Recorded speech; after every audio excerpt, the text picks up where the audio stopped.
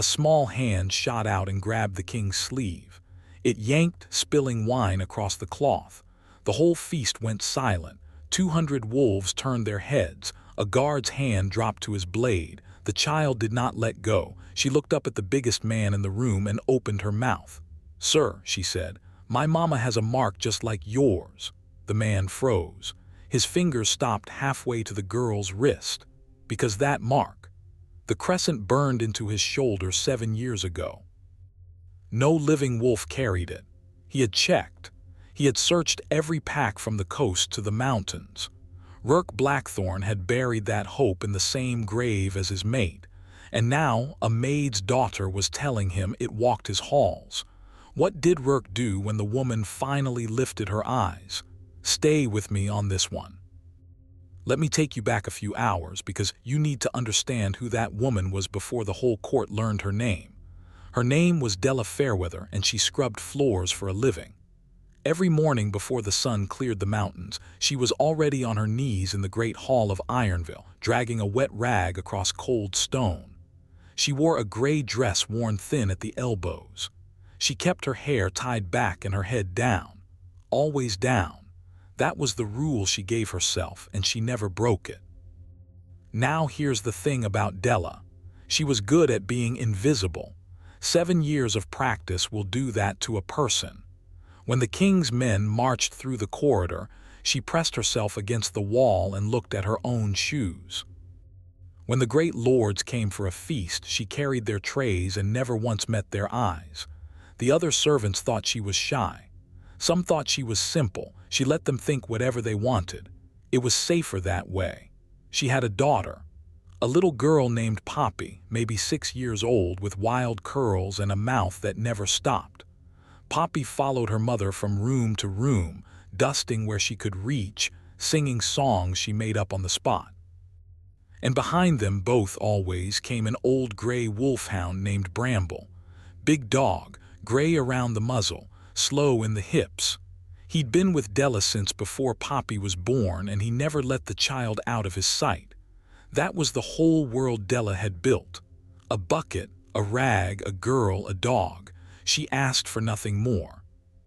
Because asking for more meant being seen, and being seen was the one thing that could get all 3 of them killed. You're probably wondering what a housemaid could possibly have done to be so afraid. I'll tell you. But first you have to understand the man she was hiding from, even though he didn't know she existed. Rourke Blackthorn was the alpha king of Ironville, 7 feet of muscle and old scars. When he walked into a room, the temperature seemed to drop, and men who had killed for a living found reasons to look at the floor. He'd held the mountain stronghold for 7 years, and in all that time no one had ever seen him smile. Not once. There was a reason for that too. 7 years ago, there'd been a fire. It tore through the east wing of the stronghold in the middle of the night. By the time it burned out, half a tower was gone, and so was the woman Rourke was going to marry, his fated mate, the one wolf in all the world made for him. They never found her body, just ash and blackened stone. Rourke pulled a burning beam off himself and carried the scar of it ever after. A crescent moon seared into his left shoulder, right over the place where a mate bond should sit. Here's what made that scar strange. A faded bond leaves a mark on both wolves. The same mark. His crescent should have had a twin somewhere on her skin, but she was dead. So the mark was one of a kind now. A wound shaped like grief. He'd shown it to healers and seers across the whole territory, and every one of them said the same thing. There is no other. She is gone. So Rourke stopped hoping. He ruled. He fought. He kept the peace with an iron fist and an empty chest. And every year on the night of the fire, he sat alone in the dark and drank until the sun came up. Nobody was allowed near him on that night. Not the lords, not the guards, not even the one man he'd once called a brother. The night of the state feast was one of those nights of the year when the whole court gathered.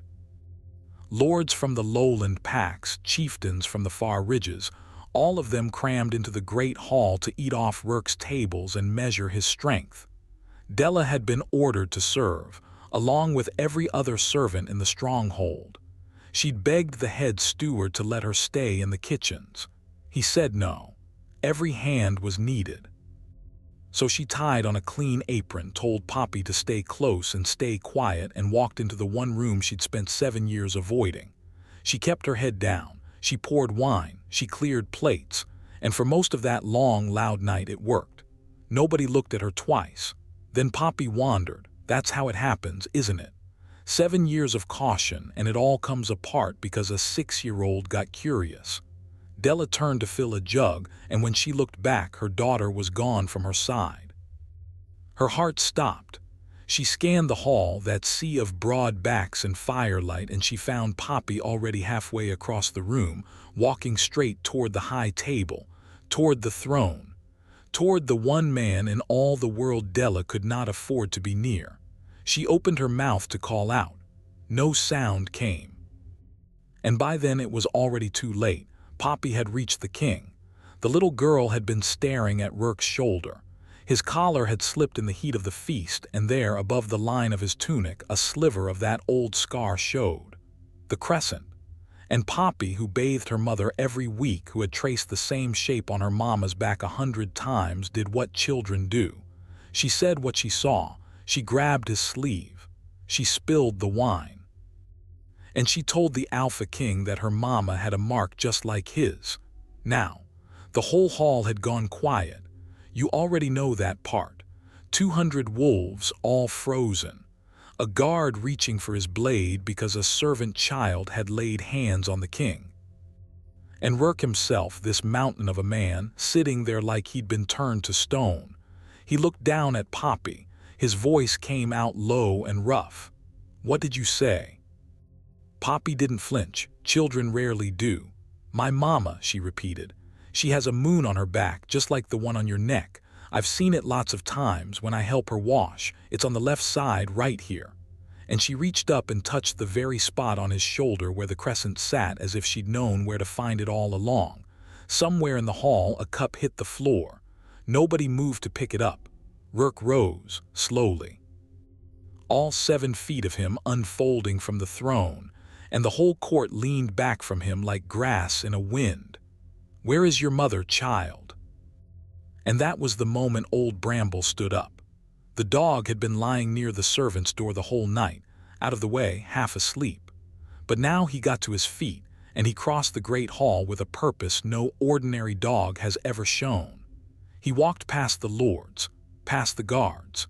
He walked straight to a gray-clad woman standing frozen by the wine table with a jug shaking in her hands. And there, in front of the king and the whole court, that old wolfhound lowered his great head to the floor and bowed. Wolves don't bow to servants. Dogs don't bow to anyone. But Bramble pressed his muzzle to the stone at Della's feet like he was kneeling before a queen. Every head in the room turned to follow him. For 7 years, no one had really looked at Della Fairweather. Now 200 wolves were staring at her at once. She stood there with her head down, her whole body trembling, that jug white-knuckled in her grip. And from the high table, Rourke was looking at her too, at the shape of her. At something in the way she stood that reached back 7 years and grabbed him by the throat.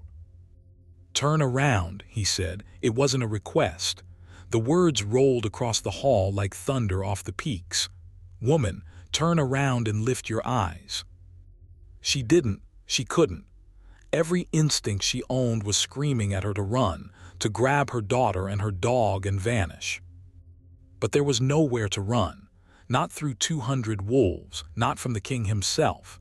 She thought of every corridor she knew, every back stair, every servant's door, and every single one of them ended at a wall of watching faces. So Poppy did it for her. The little girl trotted back across the room, took her mother's free hand and tugged. Mama, it's all right. The king's not mad. He just wants to see. And slowly, so slowly, Della lifted her face. The jug slipped from her fingers and shattered on the stone. Rourke Blackthorne made a sound that no one in that hall had ever heard from him before. Half a word, half a wound. He came down off the dais. He crossed the length of the hall in long, shaking strides, lords scrambling out of his path. and he stopped an arm's length from a woman he had buried 7 years ago. "It can't be," he breathed. "You burned. I searched the ashes myself. I held what was left. I carried it out with my own hands and I put it in the ground and I said the words over it." "You held a girl who wasn't me," Della whispered. Her voice cracked on every word. "I'm sorry. I'm so sorry, Rourke. I've been here the whole time. I've watched you walk past me 1,000 times, and every time I wanted to say your name, and every time I swallowed it." He reached for her. His hand, big enough to crush a skull, trembled as it came up to her face. And Della, after 7 years of hiding, let herself lean into it. The whole court held its breath. Then Rourke turned to his steward and his voice was raw but steady. "Clear the hall, all of you, out." They went, and the king led the maid, the child, and the old gray dog through a side door into a small, warm room off the great hall, and he shut the world outside. For a long moment nobody spoke. Rourke lowered himself onto a bench so he'd be closer to her height. Poppy climbed onto her mother's lap. Bramble lay down across the doorway with a groan and closed his eyes. And Della, for the first time in 7 years, felt the fear leak out of her like water from a cracked jug. Rourke poured a cup of water with those enormous careful hands and set it in front of her. "Drink," he said gently. "You're shaking. Just drink. We have all the time in the world now." She wrapped both hands around the cup. She took a sip. Poppy nestled against her chest and yawned. Somewhere down the corridor, the last of the guests were being ushered out into the night, and the stronghold was going quiet around them. Warm, safe. It felt at last like the end of something, like the long nightmare was finally over and she could rest. It wasn't over. It was about to get so much worse. The door swung open without a knock. A tall man stepped in, and the temperature in the little room dropped 10 degrees. He had silver at his temples and a smile that never reached his eyes, and when he saw Della's face, that smile went stiff and strange. "So," said Aldrich Vane, the king's own war second, the man who had run Ironville at Rourke's side for 7 years. "The rumor is true. The dead maid came home." His hand was already resting on the hilt of his knife, and his eyes weren't on the king. They were on Della, and on the child in her arms. Now here's where it turns, because in one heartbeat this stopped being a story about a lost love found. Aldrich looked at Della the way a man looks at a witness who can hang him. And Rourke, watching his oldest friend's face, felt something cold crawl up his spine. "Aldrich," Rourke said slowly, "you look at her like you've seen her before." The war second recovered his smile too quickly. "I've seen 100 servants, my king, they blur together." He took a step closer. "But this one you should let me handle. A woman who fakes her own death and hides a child in your own halls for 7 years. That's not a fated mate, Rourke. That's a spy. A plant sent by your enemies. Think about it. The timing. The way she appeared the one night your guard was down. Let me take her below and get the truth out of her before she poisons your good sense." And Della, staring up at that face, went white as bone, because she knew that voice. She'd heard it once before, 7 years ago, on the night everything burned, whispering in the dark, right before the fire. "It was you," she said. The room went very still. "You set the fire," Della said, louder now, and the words came pouring out of her like they'd been dammed up for 7 years. "I woke that night because a floorboard creaked. I saw you in the doorway of our chamber with a lamp in your hand and oil at your feet. You didn't see me. I climbed out the window while you poured it. I ran because I knew if I stayed I'd burn, and if I told anyone you'd finish the job." She was shaking again, but not with fear now.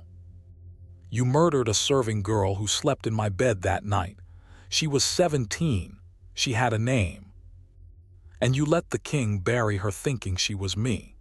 And you've stood at his right hand for 7 years, pouring his wine, planning his wars, and every single day you knew." Rourke had gone completely, terribly still. He turned his head very slowly toward the man he'd trusted with his life. "Aldrich, tell me she's lying." The war second didn't answer with words. He answered with steel. His knife came out of its sheath in a silver blur and he lunged. Not at the king. At Della.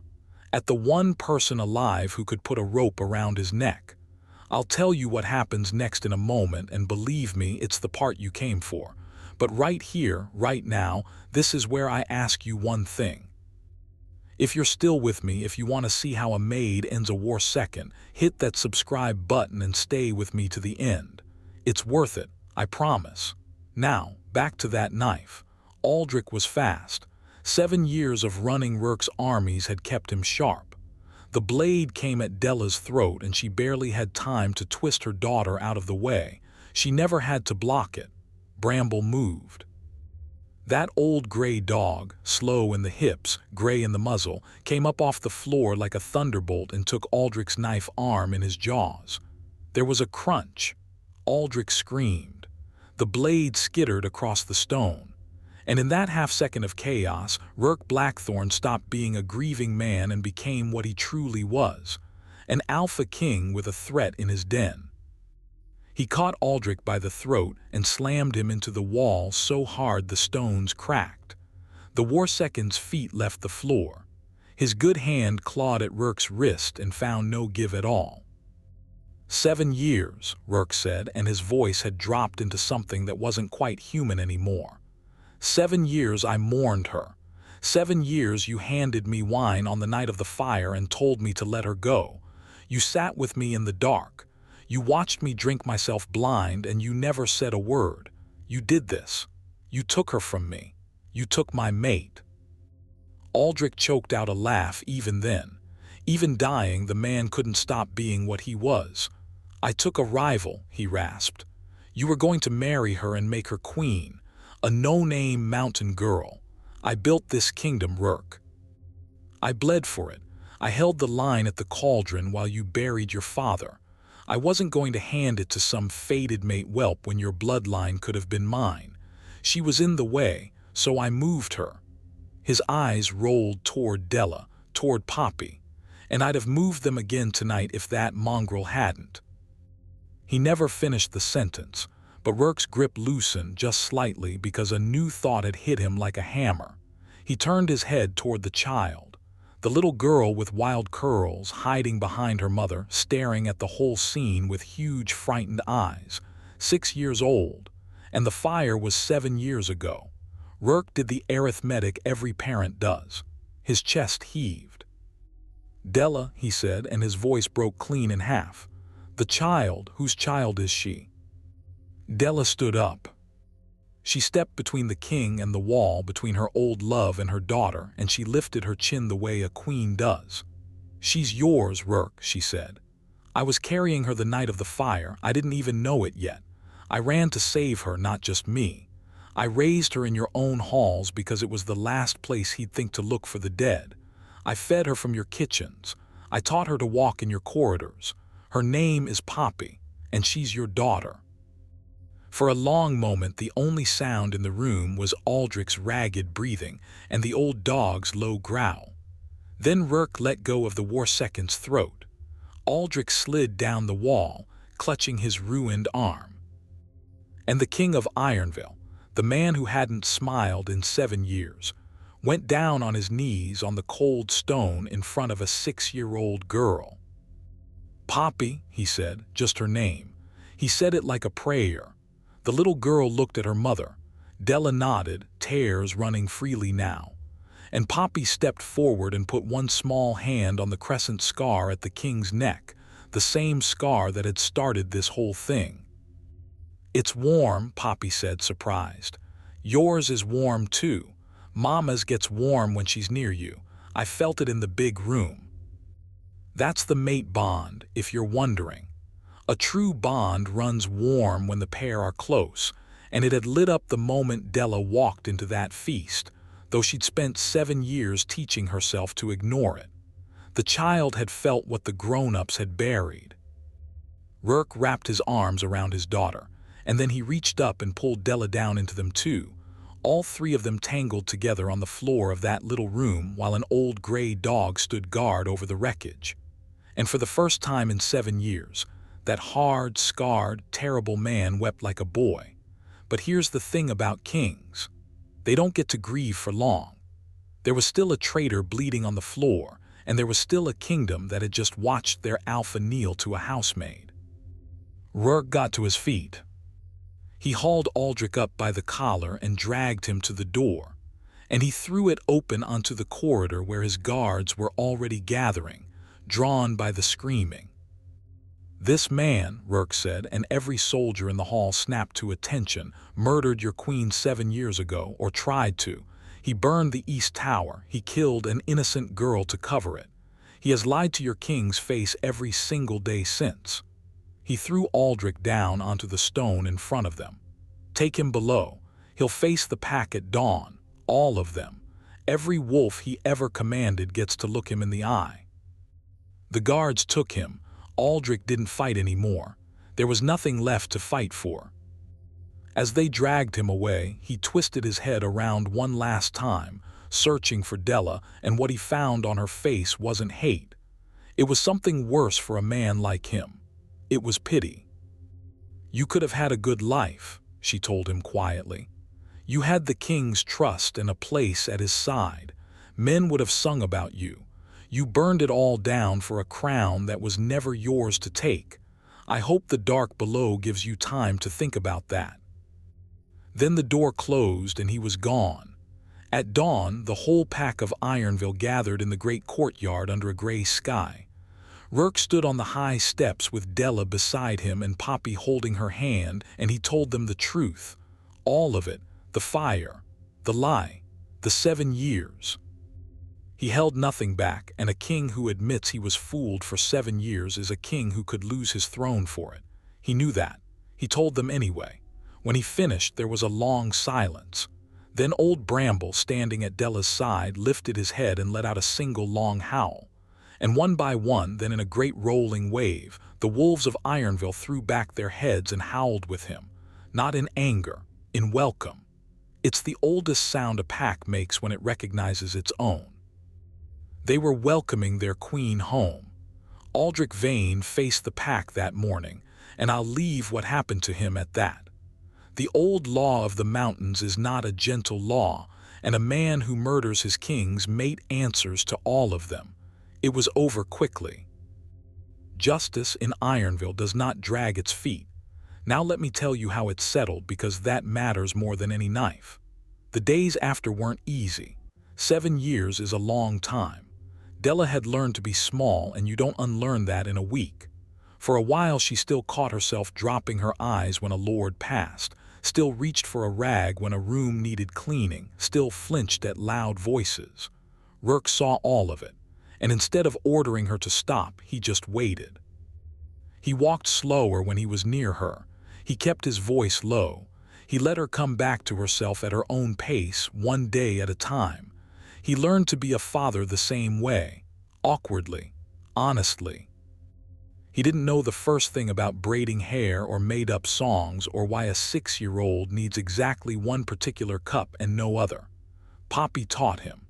She was patient with him in the way children are patient with people they've decided to love. Within a month, the sight of the Alpha King of Ironville sitting on the floor of the great hall, letting his daughter stack blocks on his knee, stopped surprising anyone. It just became part of how things were. Della didn't stay a maid, but she didn't forget she'd been one, either. When they made her queen, she made one condition. The servants of Ironville would never again go unseen. She knew every name in those kitchens and corridors. She knew who had a sick mother and who had a new baby and who worked double shifts without complaint. She'd been invisible for 7 years, and she swore no one under her roof would ever be invisible again. The staff loved her for it. They'd have walked through fire for her, and a few of them later nearly did. But that's another story. As for the crescent marks, the two of them, his and hers, the twin halves of a bond that death itself hadn't managed to break. On the night they were finally wed, under the same mountain sky, The marks flared warm and bright at the exact same moment, and every wolf present felt the bond snap fully into place after 7 years of waiting. Whole at last, the way it was always meant to be. Rourke asked her once quietly, late at night, why she'd never come to him. Why she'd chosen 7 years of scrubbing floors over one word that would have brought her home. Because he was still at your side, she said, every day. If I'd stood up and named him, who would you have believed? Your war second of 20 years or a serving girl back from the dead? He'd have called me a liar and a spy, and he'd have buried me and Poppy so deep no one would ever have found us. I couldn't risk her, so I waited. I waited for a day when the truth could stand on its own. She smiled, tired and soft. I just never thought it would be Poppy who found the crack in the wall. Or Bramble who knocked it down. That old gray dog, by the way, lived out his days as the most honored hound in the history of the mountain. He slept at the foot of the royal bed. He ate off the king's own plate, which no healer approved of and which Rourke allowed anyway. When Bramble finally passed, years later, warm and gray and full of age, they buried him in the courtyard under a stone carved with a crescent moon. Because a bond can be carried in more than one heart, and that dog had guarded the Queen of Ironville when no one else on earth knew she was worth guarding. Think back to how this started. A fist, a scream, a body against a car, that's how these stories usually open. But not this one. This one started with a small hand grabbing a sleeve. A child too young to know she should stay quiet, saying the one true thing in a room full of careful lies. Mama has a mark just like yours. 7 years of hiding, undone in a single sentence by a 6-year-old who simply told the truth about what she'd seen. Rourke Blackthorne had spent those 7 years believing the fire took everything from him. His mate, his future, the soft part of himself that could still feel anything at all. He was wrong. The fire took a lie and left the truth alive, out in plain sight, on her knees scrubbing his floors, waiting for the day the world would be safe enough to stand up. And when she finally lifted her eyes in that great hall and the king came down off his throne and the old dog bowed his head, that wasn't the end of her hiding. It was the end of his grief.